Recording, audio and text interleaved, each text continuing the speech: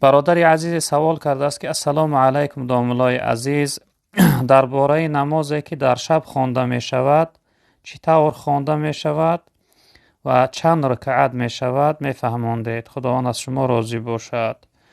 خب برادری عزیز، نمازی که در شب خوانده می شود، اگر انسانی که یعنی نماز تهجد خواندنی باشه، اگر نماز تهجد جناب پیغمبر صلی الله علیه وسلم یعنی که 8 رکعت خوانده اند، یعنی 4 رکعتی نیت کرده اند.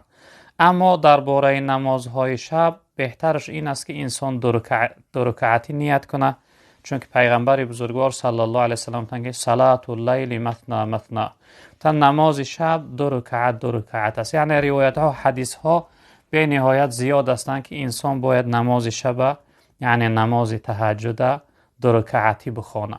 یعنی 8 رکعت نماز تهجد بخونه کسی نماز شب خواندنی باشه، اگر یعنی 2 رکعتی نیت کرده یعنی 8 رکعت بخونه.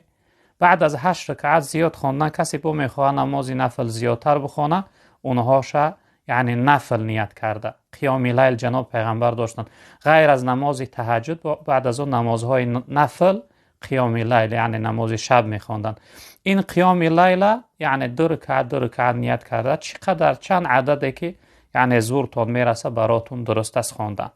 اما هر شخصیتی که اگر 4 رکعت نماز تهجد خواند یا اینکه 4 رکعت نماز نفل خواند، برای او ضرور است که در قعده بین یعنی در اتحیات بین صلوات ها را خونه، یعنی اللهم صل علی اللهم بارک علی را میخونه، اللهم اغفر لی نخوانده الله اکبر گفته به 3 رکعت بعد از اون میخیزه. یعنی بهترش این است که هر انسانی که نماز شب میخونه 2 رکعتی بخونه، چند رکعتی که یعنی خوانده میتونه.